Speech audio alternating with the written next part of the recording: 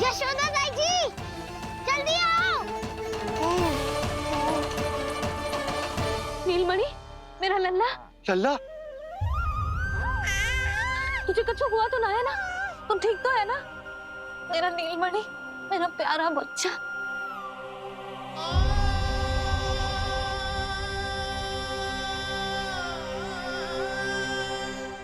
भोला, बंसी, ये सब क्या है?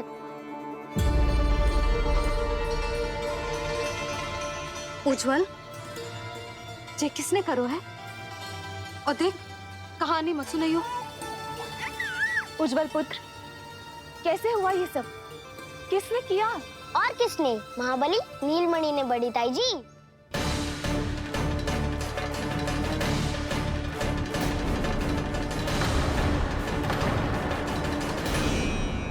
जी क्या बोल रहे हो? सच्ची सच्ची बता। लो, फिर फंस गया उज्जवल। मैं सच्ची कह रहा हूँ। अचानक तीव्र वेग से वायु चली। फिर ऐसे लगो जैसे कोई भूकंप आ रहा है।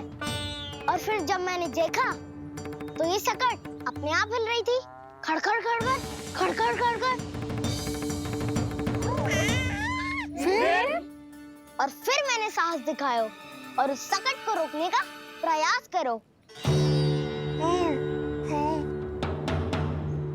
पर सकट ना रुको, जे हिले ही जा रहा था, खड़खड़ खड़खड़ खड़खड़ खड़खड़ खड़खड़ खड़खड़।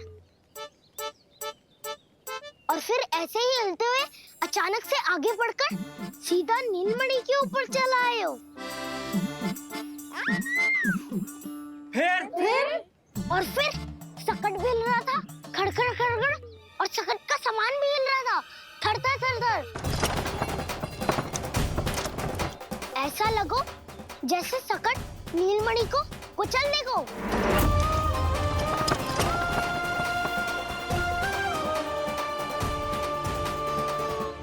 पर तभी जे जाग गए हो। इसने खींचकर अपने पांव का प्रहार करो और चीख गया सकट आकाश पे।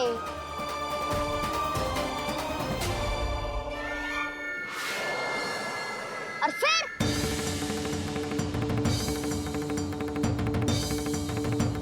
धड़ाम, सब भूमि पे गिरकर चकनाचूर।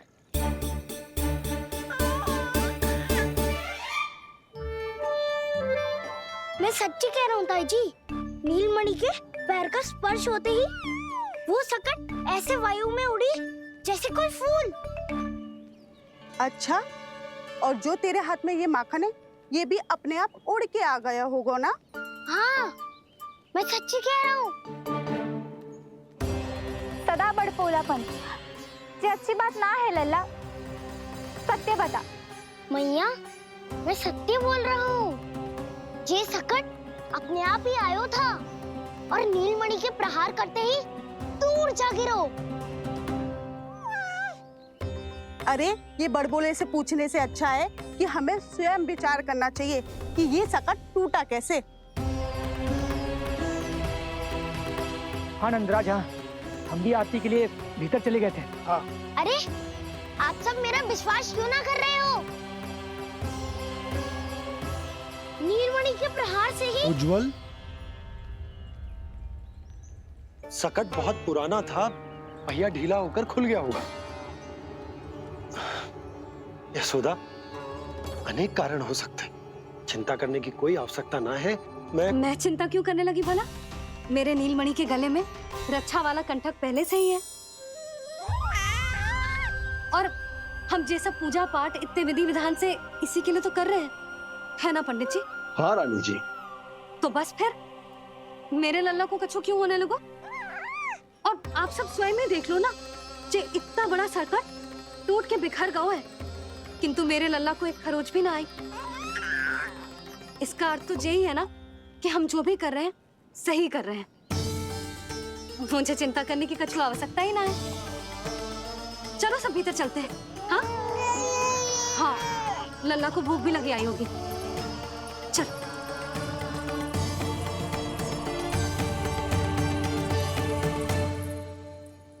नंदराज जी, अब हमें भी आज्ञा दीजिए। प्रणाम पंडित जी। ध्यान कहाँ था तुम दोनों का? और अधिक सावधान रहने की आवश्यकता थी ना? क्षमा कीजिए नंदराज।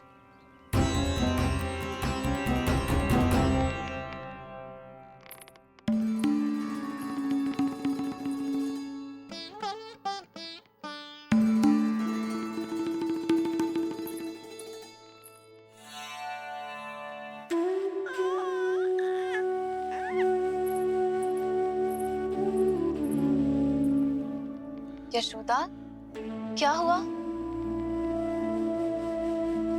बोलो ना, क्या सोच रही हो?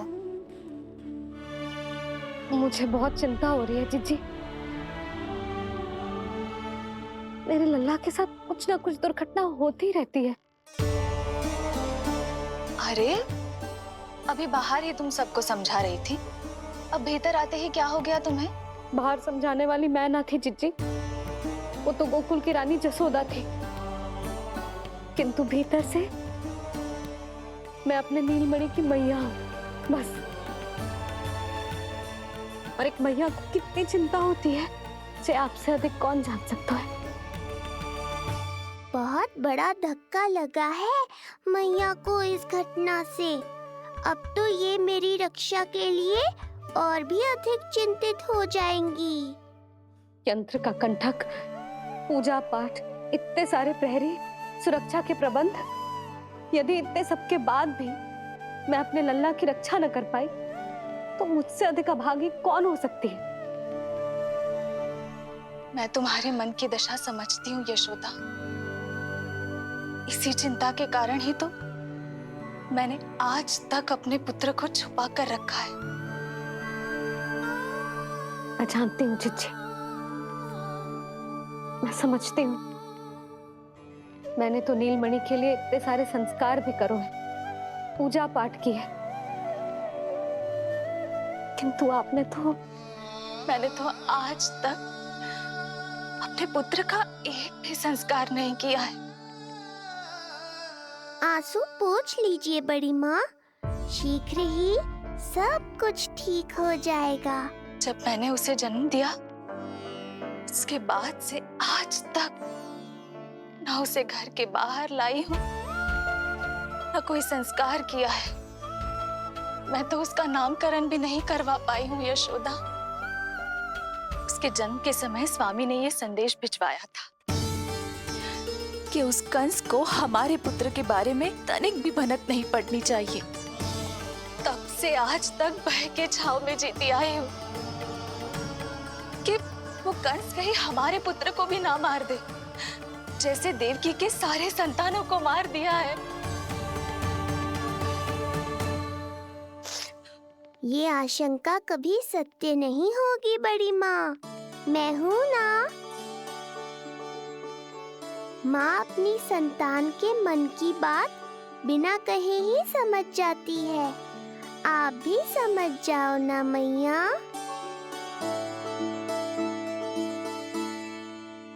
जीजी, हमें रोना ना चाहिए। हमें देख के लल्ला भी रो रहा है। मैया, आपकी सहायता की आवश्यकता है मुझे। मुझे ऐसे क्यों लग रहा है जैसे लल्ला मुझसे कुछ कहना चाह रहा है। दाऊ को हम सबसे दूर कब तक रखेंगे बड़ी माँ? ये सोच रहे होगो कि अब तक आपने इसके दाऊ को छुपा के क्यों रखो है। मैं उनसे मिलना चाहता हूँ मैया। चिच्ची, कितना मन करता होगा ना इसका अपने दाऊ से मिलने का।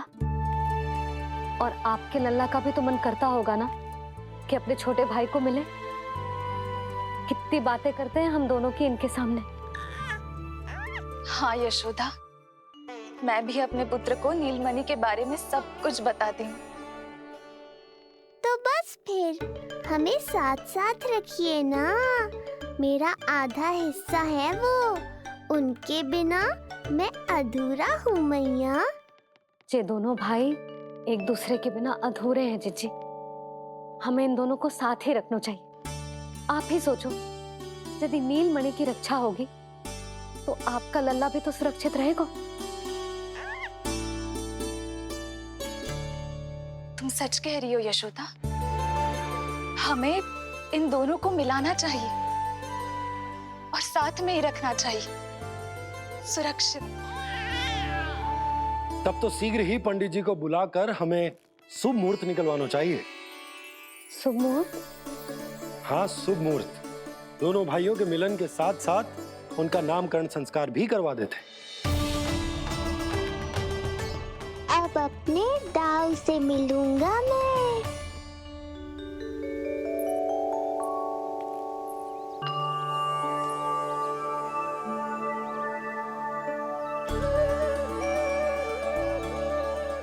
ऋषिवर की दिव्य आभा के कारण ये वातावरण कितना शुद्ध, कितना पवित्र लग रहा है ना।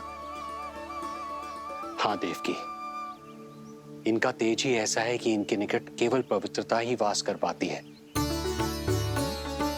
किसी भी प्रकार की दुष्टता इनके पास जाने से पहले ही नष्ट हो जाती है।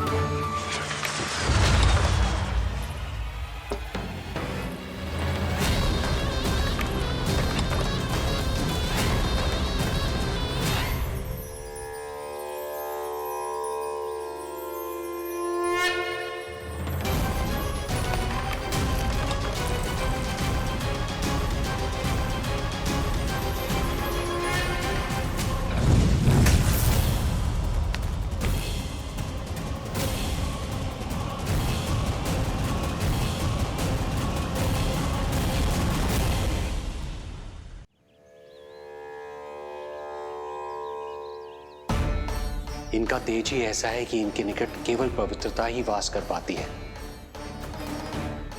किसी भी प्रकार की दुष्टता इनके पास जाने से पहले ही नष्ट हो जाती है। यदि महर्षि की इच्छा के बिना मैंने भीतर प्रवेश किया तो कहीं ये मुझे श्राप ना दे दे। नहीं, इससे तो अच्छा है कि मैं यहीं आश्रम के बाहर रुकूं और यहीं से इन दोनों पर दृष्टि रखूं।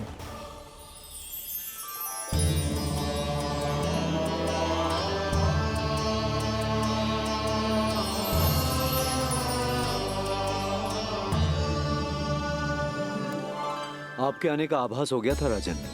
गुरुदेव, जो संतानें हमने खो दी है उनका श्राद्ध करवाने की विनती लेकर हम आपके पास आए हैं।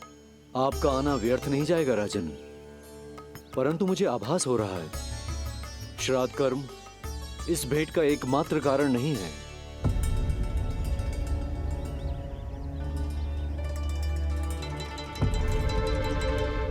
आपको उसकी या कंस की चिंता करने की कोई आवश्यकता नहीं है।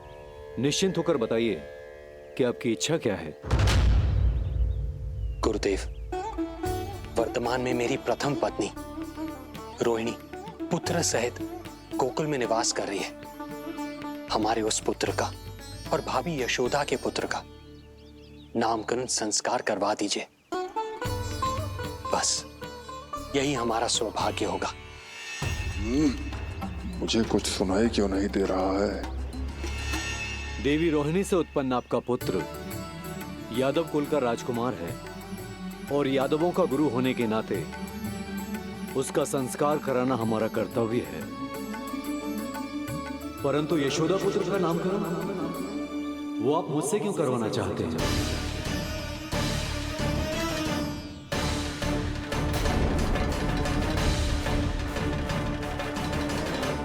गुरुदेव, सत्य ये है कि रुक क्यों गई रानी देवकी? आपके मन में जो कुछ है कहिए। ये कैसी दुविधा में फंस गया मैं। यदि मैंने गुरुदेव को यशोदा पुत्र का सत्य बताया तो कंस को भी पता चल जाएगा, और यदि नहीं बताया तो कहीं ऐसा ना हो कि ऋषिवर ही बुरा मान जाए। लगता है आप दोनों की दुविधा मेरे अनुमान से भी बहुत बड़ी है। अपनी या अपने पुत्र की कुंडली लाए हैं राजन? जी गुरुदेव, अपनी कुंडली है मेरे पास। देवकी,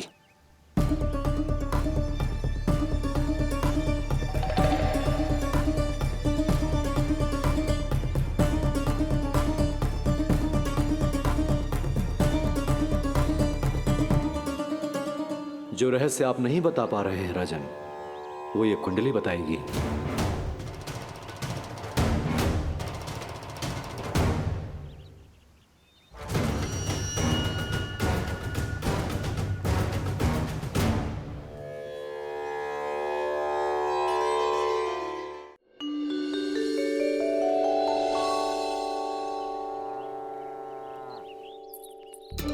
लल्ला, बता कैसी है जगदा? मैया को हो क्या गया है आज? देख, सही सही बताइयो।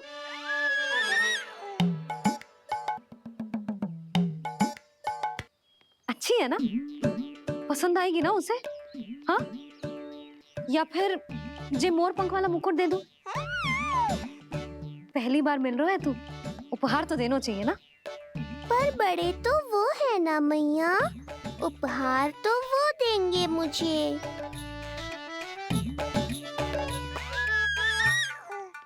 ना ना, मोर पंख वाला मुकुट तो मेरे लल्ला का है ना, जे ना दे सकते। तेरे जैसा कोई कंठक या चांदी वाला कड़ा दे दूं? हाँ? इस मिलन के लिए मुझसे अधिक उतावली तो मैया है।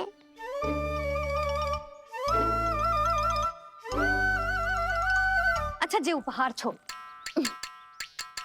तू तो जे बता कि तू उसे बुलाएगा क्या कह के? अन्य सभी के जैसे बड़े भैया या गांव वालों के जैसे दद्दा बुलाएगो, या फिर बड़े नगरों में जैसे बुलाते हैं ज्येष्ठ ज्येष्ठ भ्राता बुलाएगो, या फिर प्रेम से बुलाएगो दाऊ दाऊ बुलाएगो ना?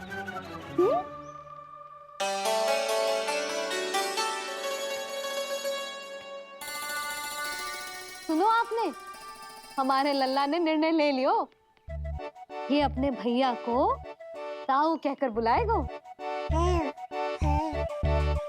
अरे वाह, लल्ला ने बोलना भले ही ना सीखो, परंतु तुम्हें बता दियो।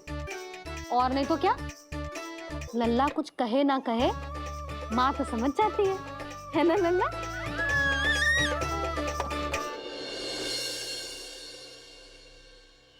और इसने दाऊ वाली बात पे हाँ भी की है। हाँ हाँ, तो सदानंद जी ने भी कर दी है। लो, मैं तो भूल ही गई, क्या कही पंडित जी ने? बता तो ना यशोदा, बाहर से आया हूँ, हाथ पैर तो धो लूं। हाँ, ले लो। अब बताओ, कब का मुहूर्त निकालो है?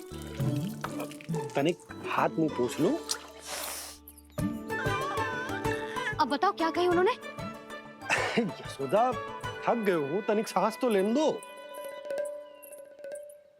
बाहर से आया हूँ, जल ना पूछोगी?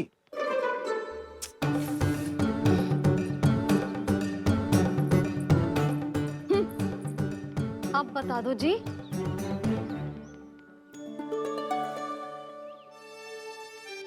बाबा, अब बता भी दो, नहीं तो खेल खेल में खेल हो जाएगा।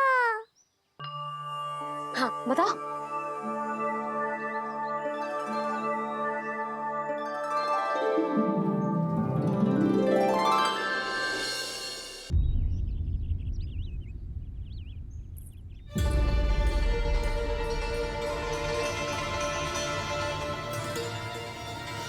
हो क्या रहा है वहां? ये क्या दिया है राजकुमारी ने?